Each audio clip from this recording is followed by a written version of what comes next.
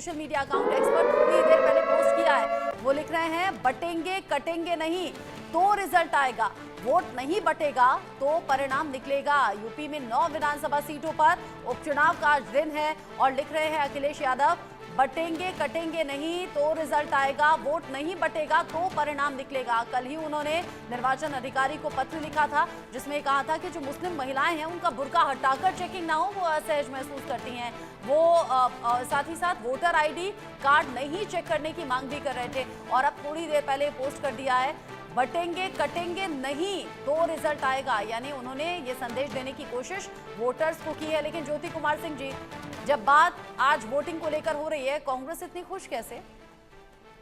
कांग्रेस इसलिए खुश है कि भारतीय जनता पार्टी के बड़े बड़े नेता, चाहे वो प्रधानमंत्री हो, अमित शाह हो, चाहे उनके लोकल लीडर हैं, जो तमाशा पीछे 5 साल 10 सालों में किया है वो उनके क्रियाक्रम में भी दिखता रहा, उनके और अभी हाल के दिनों में भी दिखता रहा, कल तक दिखता रहा। अब एग्जाम्पल के तौर पर इन्होंने जैसे बोला कि लाडली बहना जो महाराष्ट्र की है का जो एक उनका योजना है जिन पर इनको बहुत नाज है, लेकिन इनके ही राज्यसभा के एमपी ने बोला था एक सभा में कि जिनको जो लाभार्थी हैं अगर वो कांग्रेस या किसी और महागाड़ी के अगर मीटिंग में मिले तो उनको सबक सिखाएंगे।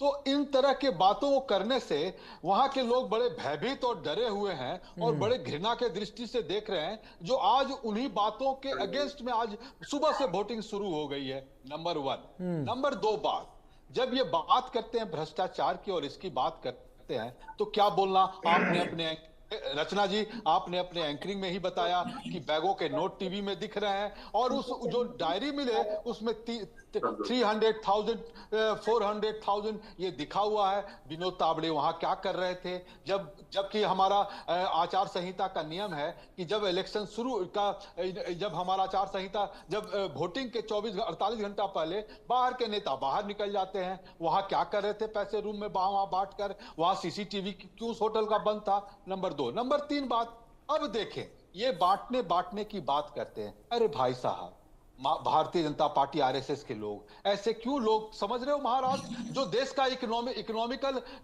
स्टेट है उसको आप बेवकूफ समझते हो। आपने 5 बजे सुबह फडणवीस को चीफ मिनिस्टर बनाने का षड्यंत्र से कोशिश किया, लोग को याद नहीं है। लोग को याद नहीं है कि आपने शरद पवार की पार्टी को तोड़कर अपना सरकार बनाने के लिए क्या किया। अब उनको याद नहीं है कि शिवसेना के असली पार्टी को आपको तोड़ने का प्रयास करें केवल कुर्सी के लिए, केवल और केवल कुर्सी के लिए। तो लोग महाराष्ट्र ने सभी चीजें देखी है, लेकिन सुरेश जी बहुत छोटा सा रिएक्शन आपका मैं यहाँ लेना चाहूंगी। नोटों का पहाड़ का जिक्र बीजेपी बार बार कर रही थी, अंदाजा नहीं था कि नोटों का बैग भी मिल जाएगा। अब कैसे डैमेज कंट्रोल होगा इसका? ये मुझसे पूछ रही सुरेश जी। ओके। हाँ, आपने क्या कहा, जो ये तावड़े जी वाला केस की बात कर रहे हैं, भाई 5 करोड़ को ये बैकपैक में नहीं आ जाता है, ठीक है। ये क्या इनके नेताओं के घर से 300, 350, 500 करोड़ निकलते रहते हैं। अपनी बात तो कीजिए, अपनी बात कीजिए। ज्योति जी बीच में ना बोले, ज्योति जी बीच में ना बोले। तो इनके नेताओं के घर से 300, 350, 500 करोड़ निकलता रहता है, तो इनको लगता है कि 5 करोड़ चिल्लर अमाउंट है। बाकी ज्योति जी को यह बताना चाहिए कि बिटकॉइन का भाव क्या चल रहा है। आपके नेता तो करोड़ों दुबई से ट्रांसफर करते हैं ना बिटकॉइन को कन्वर्ट करके। उसका जवाब आ गया, उसका जवाब आ गया। ठीक है, उसका तो ऑडियो कल ही आ गया है। आप बात सिर्फ घुमाएंगे, जवाब नहीं देंगे। मैंने ये पूछा, आचार संहिता लागू है तो नोटों का बैग कहां से मिला आपने, और मैंने नोटों के पहाड़ का भी जिक्र किया, शायद आपने सुना नहीं। कमीशन ने ऑलरेडी इलेक्शन कमीशन ने इस पे कंप्लेंट फाइल कर ली है, ठीक है। चंचल कुमार जी का रुख कर लेते हैं। थोड़ी देर पहले अखिलेश यादव ने पोस्ट किया है कि इनके नेता तो बिटकॉइन ठीक ला रहे हैं बाहर से। ठीक है सुरेश जी, उस पर भी सुप्रिया सुले ने थोड़ी देर पहले सुप्रिया सुले ने उसको लेकर भी रिएक्शन दिया है। वो कह रही है ऑडियो में मेरी आवाज नहीं है, वकील से मेरी बात हो गई है, मैंने मानहानि का केस कर दिया है, सच सामने आ जाएगा। नेताओं पर जब भी आरोप लगाते हैं, आरोप स्वीकार तो कोई करता नहीं है, इसी तरह की बातें होती है, जैसे आप भी कर रहे हैं, जैसे सुप्रिया सुले भी कर रही है। लेकिन जनता सब कुछ देख रही है और बहुत सोच समझकर अरे मैं बता रही हूँ, सुप्रिया सुले थोड़ी देर पहले आकर अपनी सफाई देकर गई हैं। सुप्रिया सुले थोड़ी देर पहले आकर अपनी सफाई देकर गई है। मैंने नोटों के पहाड़ का भी जिक्र किया, शायद आपने उस वक्त सुना नहीं, अपने कान बंद कर लिए। चंचल कुमार जी, थोड़ी देर पहले अखिलेश यादव ने पोस्ट किया है, कह रहे हैं बटेंगे कटेंगे नहीं तो ही रिजल्ट आएगा। हाँ देखिए रचना जी, सबसे पहली बात तो मैं माफी चाहता हूँ, लेट से जुड़ पाया हूँ, और आप सबके सभी दर्शकों को मेरा नमस्कार। और देखिए मैं अभी महाराष्ट्र में 4-5 दिन था। आप बिलीव नहीं करोगे कि किस लेवल का संदेश है महाराष्ट्र में, मतलब जनता में जो संदेश है कि किस तरीके से चोर दरवाजे से बेईमानी से इन लोगों ने सरकार को हड़पने का काम किया, जो पहली सरकार थी, और उसको तोड़ करके जो है अपनी सरकार बनाने का काम किया। आदरणीय प्रधानमंत्री जी के उस बयान को लोग आज भी चर्चा करते हैं, जो प्रधानमंत्री जी देवेंद्र फडणवीस साहब को और अजीत पवार को सुबह 5 बजे शपथ दिलवा दी थी। उसके बाद फिर मध्य प्रदेश की एक रैली में 70,000 करोड़ के घोटालेबाज का जिक्र करते थे। सुरेश जी को शायद ये सब बातें सुने होंगे, जानते भी होंगे।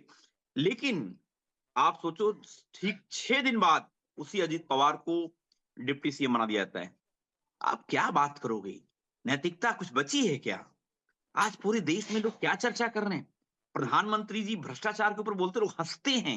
भाजपा का कोई नेता बोलता तो लोग हंसते हैं, मजाक समझते हैं कि भाई क्या बोल रहे हो चंचल जी, सवाल आपसे अखिलेश यादव के बातें पोस्ट करने को वाले लेकर है। अखिलेश यादव को क्या इस बात का डर है कि बीजेपी ने इस पूरे 9 सीटों के उपचुनाव में जो एक नारा दिया है, उस नारे पर अगर एकजुट होता है लोग, तो कहीं ना कहीं वो जो एक फॉर्मूला बनाया गया उसमें दखल हो सकती है। देखिए दूसरी बात पे आता हूं, जो आपने सवाल किया, बटेंगे तो कटेंगे का नारा, बीजेपी का जैसा चाल चरित चेहरा है, ठीक वैसे ही बोलने वाले लोग हैं। मुख्यमंत्री कभी 80-20 की बात करते थे, नारा बदल आज भी वो दिया, बटेंगे एक है तो तो कटेंगे सेफ की है। बात कर रहे हैं। सुनिए ना, आप वो 80-20 की बात करते हैं, और आज मैं बता दूं हालत ये है कि इनका नारा पूरी तरीके से पिट चुका है। और बता दें, ये सबका साथ सबका विकास और ये बटेंगे तो कटेंगे का नारा, ये दिल्ली और लखनऊ वाला दोनों इंजन टकरा रहा है, ये आपसी लड़ाई है। लेकिन उत्तर प्रदेश की जनता बहुत ही सम्मानित जनता है। बस 23 तारीख तक का इंतजार करना है चंचल जी। ये नारा कितना सफल हुआ है, ये परिणाम जो है वो बता देंगे। लेकिन 10 सेकंड में मेरी बात आ जाए, 10 सेकंड में भाई साहब, 10 सेकंड में, हाँ 10 सेकंड मेरी बात, प्लीज 10 सेकंड दे। बोलिए।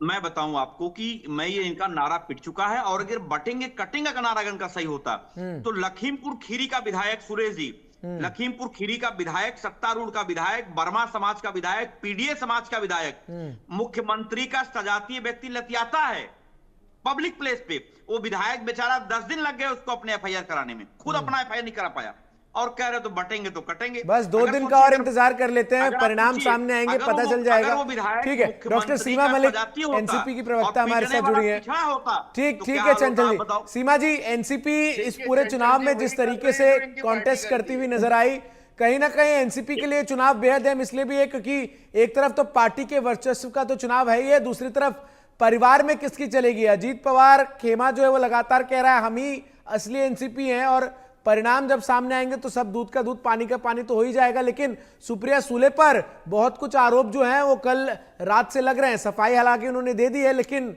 आपको क्या लगता है, जो ऑडियो है आवाज उनकी नहीं है, कि आपकी तो बातचीत होती रहती होगी उनसे? जी बिल्कुल भी आवाज उनकी नहीं है, और ये जिस तरह की राजनीति आज बीजेपी कर रही है वो बहुत ही शर्मनाक है। जिस तरह के देखिए, जिस तरह से आज जो भी इलेक्शन है वो एक कोर इश्यूज पे होगा, और इस तरह के आरोप लगाना, और इनका जो चरित्र है और चेहरा है वो सबके सामने आ चुका है। जिस तरह से इन लोगों ने पहले बटोगे और कटोगे टाइप के नारे दिए, और उसके बाद उन्होंने जब ये नहीं चला, पॉलिटिक्स और पोलराइजेशन तो करते ही है, और देखिए किस तरह से जो नोट पकड़े गए हैं वो सब कुछ सामने है। और जहाँ तक वो बिटकॉइन की क्या बात हो रही थी सीमा मलिक जी? क्लियर कह दिया है, और सबको ही पता है कि उनकी आवाज इसमें नहीं है, और एक बहुत स्वच्छ अजीत पवार कह रहे हैं उन्हीं की आवाज है, उनके ऊपर कोई आरोप नहीं है। तो इस तरह के आरोप लगाने का कोई फायदा नहीं है, ना तो उसको कोई बिलीव करेगा। अगर वो सोचते हैं कि इससे कुछ इलेक्शन इन्फ्लुएंस होगा या कुछ होगा, तो ऐसा कुछ होने वाला नहीं है। तो इसके पीछे हो कौन सकता है?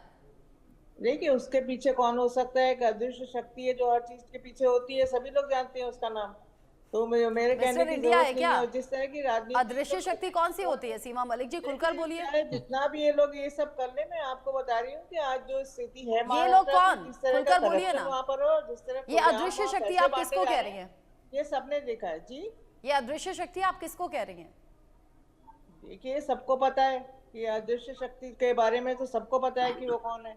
और देखिए जिस तरह से जो नाम लेने की मनाही लग रहा है डॉक्टर सीमा मलिक आपको, जिस तरह से वहाँ बेरोजगारी फैली हुई है, और जिस अच्छा मुझे ये बताइए जितने भी प्रोजेक्ट्स हैं, सीमा मलिक जी, चुनाव से ठीक पहले शरद पवार अगर अपने रिटायरमेंट के संकेत देते हैं, अगर इमोशनल वो बातें करते हैं, तो इसका असर दिखेगा चुनावों में? देखिए इमोशनल बातें नहीं करते हैं, जो सच बात है वो करते हैं। देखिए और देखिए जिस तरह से उन्होंने लोकसभा में जनता ने इनको जवाब दे दिया और ये बता दिया है कि असली एनसीपी कौन है।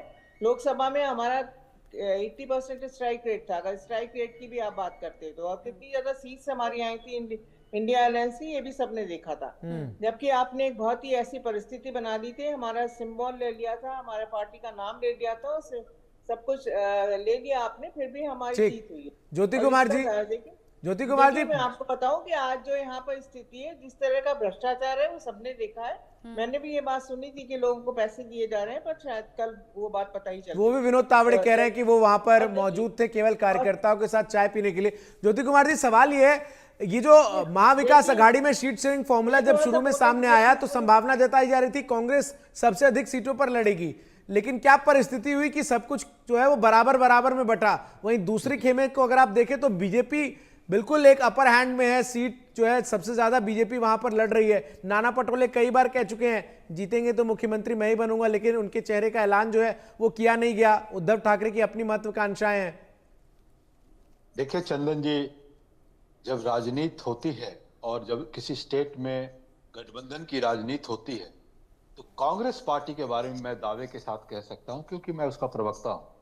कांग्रेस पार्टी हमेशा ये देखती है कि जनहित में क्या अच्छा है, लोगों के हित में क्या अच्छा है। तो कांग्रेस पार्टी ने देखा कि जिस तरह से भारतीय जनता पार्टी, आरएसएस के लोग जिस तरह से सत्ता हथियाने का और लोगों के हितों का ध्यान नहीं देती है और केवल सपने दिखाती है, उसको देखते हुए कांग्रेस पार्टी ने सोचा कि यहां मुद्दे बड़े हैं जनहित के लिए, इसलिए सारे बातों को देखते हुए उन्होंने एक अलायंस, एक समन्वय बैठाकर बिना लड़ाई झगड़ा किए, बिना मन मुटाव किए उन्होंने इस तरह का गठबंधन बनाया जो आपने कहा। लेकिन अब सवाल क्या है?